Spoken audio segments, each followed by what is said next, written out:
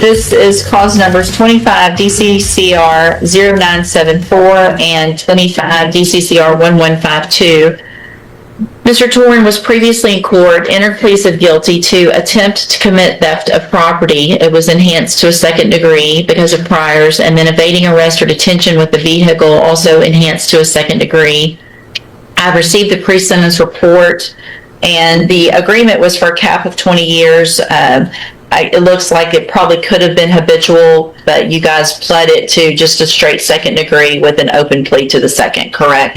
Yes, ma'am. And I've received the pre-sentence report as well as some documents that Mr. Radford has sent in with regard to Mr. Torin's mental health, as well as some physical issues, and one letter as well of support. Have you both had an opportunity to review all of that? Yes, ma'am. Yes, Judge. Are there any additions or corrections to that pre-sentence report? Just the things that I submitted, Judge. Okay, Mr. Radford, you may proceed. Judge, Mr. Torin has an extensive criminal history. However, as he has gotten older, he has had some health issues. He has vision problems. He has been seen and treated at Spindletop MHMR for some mental health issues. He has a very supportive family who is here today, and I'd ask that the court take that into consideration in determining his sentence. What is the status of parole? No, waiting on this. Okay. Mr. Smith? Judge, his extensive criminal history going all the way back to his juvenile years tends to show more about what he is and what he does than anything else.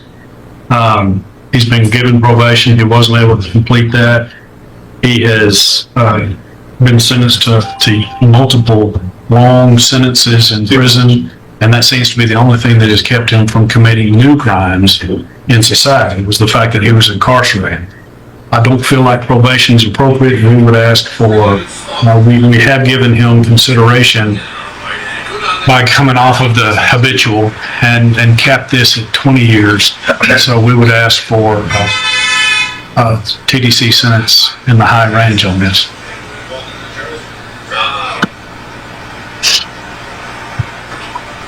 So, Mr. Torin, in 2019, you received a 15-year sentence. So you were only I don't know how long it doesn't show me when you got out or how long you were in on that, but obviously. So you got out in 2023, and less than 2 years later, you've got 2 more felonies, which add up to your 11th and 12th felony offense.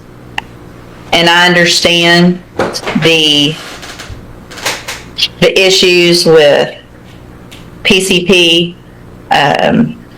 It looks to me like that's more of an issue than anything else. I understand there's some mental health issues, but you, as a grown man, have had every opportunity to get help and try to get in TDC, out of TDC, to live your life outside of prison, and you've chosen not to do that.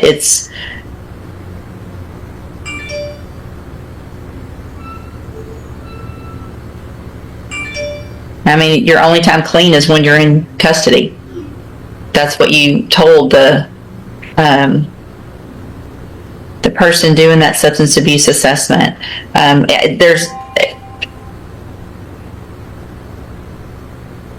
don't know. I just think it's I appreciate your family being here, and I appreciate the support, and I appreciate this letter, but it's all ridiculous when you look at your criminal history and the fact that you're on parole and you commit 2 more offenses and you're still using drugs, and you haven't it's not like you're a young kid. You know what you need to do to get the help you need to get. And you've made a conscious decision not to do that.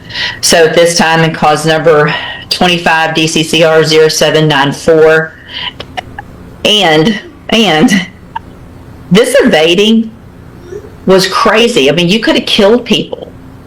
you got used, I think it was twice, you almost struck intersection of Interstate 10 and 7th Street, almost struck another vehicle. And then again at 7th Street and Dollinger, you almost struck another vehicle. You crashed through a fence. Then you continued to flee after you crashed through a fence and crashed again and finally came to arrest. I mean, it's not like you just kind of sort of evaded. This is, your behavior is just a danger to everybody here in Jefferson County. So that being said, 25 DCCR 0794, I'm going to find that you entered your plea of guilty freely and voluntarily, find sufficient evidence to find you guilty, and at this time find you guilty of an attempt to commit theft of property, find that prior conviction true, or the prior convictions true in that case, sentence you to a term of 20 years in the institutional division of the Texas Department of Corrections. And clause number 25 DCCR 1152, find also sufficient evidence to find you guilty, and at this time find you guilty of evading arrest or detention with the use of a vehicle. Find that prior conviction true, sentence you in accordance with your agreement to a term of 20 years in the institutional division of the Texas Department of Correction. You will receive credit on each of these sentences for any time that you've been in custody that the law gives you the right to receive.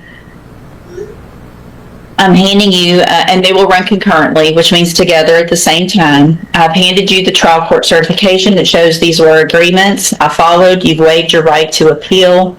I've also handed you a written admonishment regarding your ineligibility to possess a firearm or ammunition. Because of the judgments entered against you, you're ineligible under Texas law to possess a firearm or ammunition. Possession of a firearm or ammunition could lead to charges against you.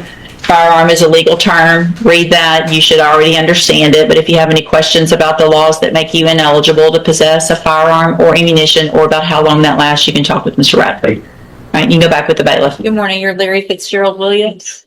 And this is cause number 25 DCCR 0985 and 24 DCCR 1790. Mr. Williams is charged with capital murder as well as aggravated assault causing serious bodily injury.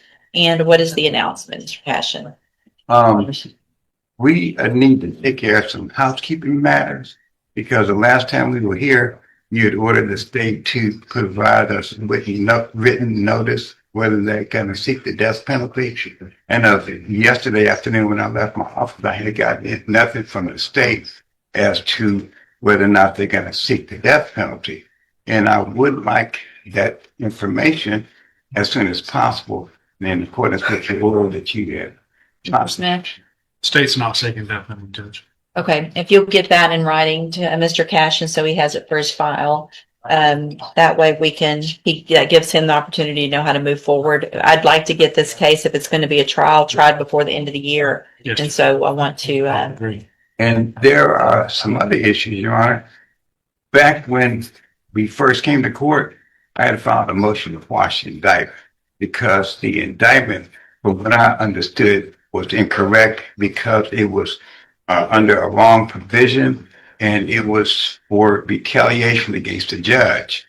And they have not corrected that in that indictment.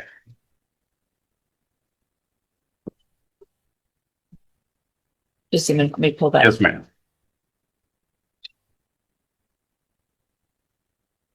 So I think we discussed this, and it's only the heading, which is not substantive. Obviously, the substantive part of the indictment is what the actual charge is, which is the retaliation against Mr. Lewis. It's the indictment itself is not going to be quashed because of what's ultimately a typographical error in the top. Okay. I do think it's clean, or for the record, if you want to make an oral amendment, I think that's something we can do today. Okay. Right from the state. I think it needs to be correct as well. And it's not 18. I can't remember which one it is, but I'm gonna look. I know we had this conversation. Yes, ma'am. Do you remember which one it is? In the very beginning. Well, I left that file in my office. That's all right. I can figure it out.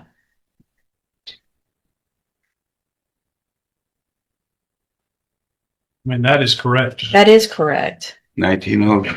1903, 18 is correct. It is. I can live. There was something that I do recall us having a conversation about, but, Well, it says murder for retaliation, judge justice. I mean, that's, oh, the we judge can line justice through needs that. to be interlineated, but the Right, section that's- number is actually Okay, correct. that's Yes. what I'm, That's, okay.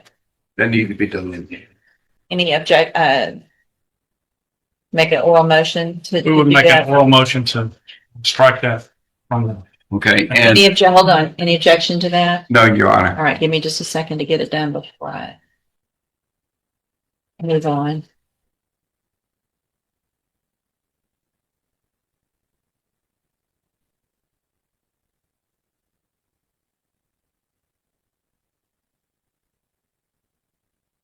It doesn't want to give me that option yet.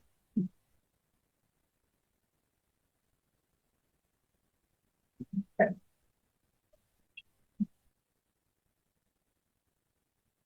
That's weird. And we need to, would you, make a note on a ticket? For some reason, the one thing that I need, which is the interlineation thing, is not letting me do it. And it has in the past. Okay. So I'm just going to print it. Yes, and we'll do it that way.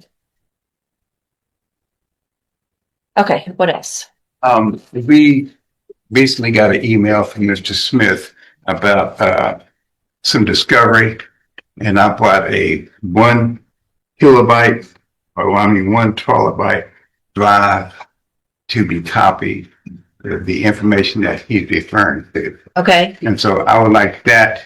Then I have a motion to change venue right here, but I need to get Mr. Williams to sign his affidavit, and it will be filed this morning. okay. So with regard to discovery, y'all can take care of that. Yes, ma'am. I don't need to get involved in that. And then, once, if something is filed, with regard to a change of venue, I'll get that set for a Yes. hearing within the next few weeks. Yes. Obviously that's something we'll need to get taken care of so everybody can plan ahead Yes, ma'am. on what we're doing. So once it's filed, I'll It'll be, give everybody an opportunity to get ready and we'll get something set, that'll I be would done. say within 2 or 3 weeks. Thank you, ma'am. Okay, anything else?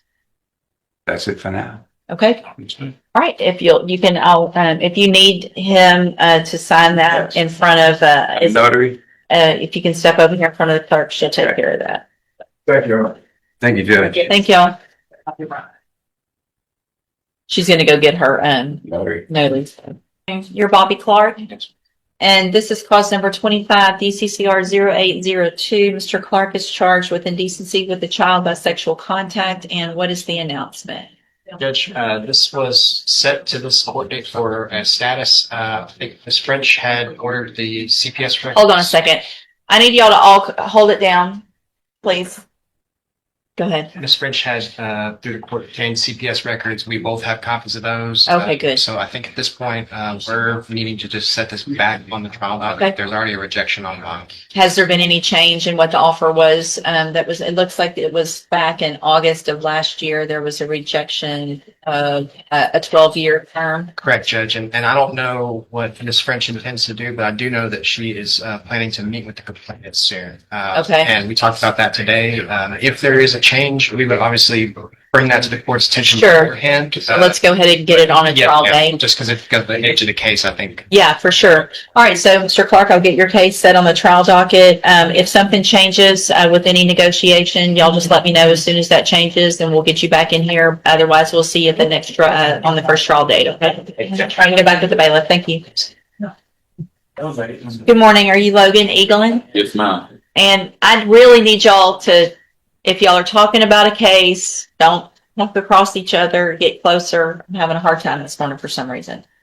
Mr. Eaglin, this is 25 DCCR 0897. You're charged with aggravated assault with a deadly weapon. Your case is set for trial to begin with jury selection next Monday. And what is the announcement? Judge, this is a case that the state will dismiss because we're re-indicting as a murder. We found out that the victim died approximately 7 or 8 days after the assault. Okay. So it would be not tried as the aggravated assault, but tried as a murder. When do you anticipate that indictment? I think it will go tomorrow.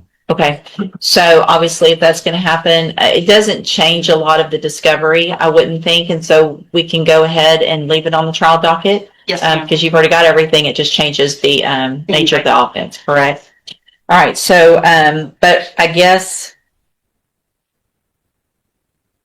I mean, if it's indicted tomorrow, it changes it enough to where if you need some time, you're entitled to that. Yes, Your Honor, if we could have at least 30 days. Yeah. There will be at least an autopsy report and So pictures. potentially some additional things for you to go over. Evidence. Okay, so what I'm going to do, Mr. Eaglin, is reset your case to the next trial docket, so that once Ms. Barrazo gets everything, any additional discovery, which it sounds like there's some more information coming because the case is going to be upgraded to a murder charge instead of the ag assault.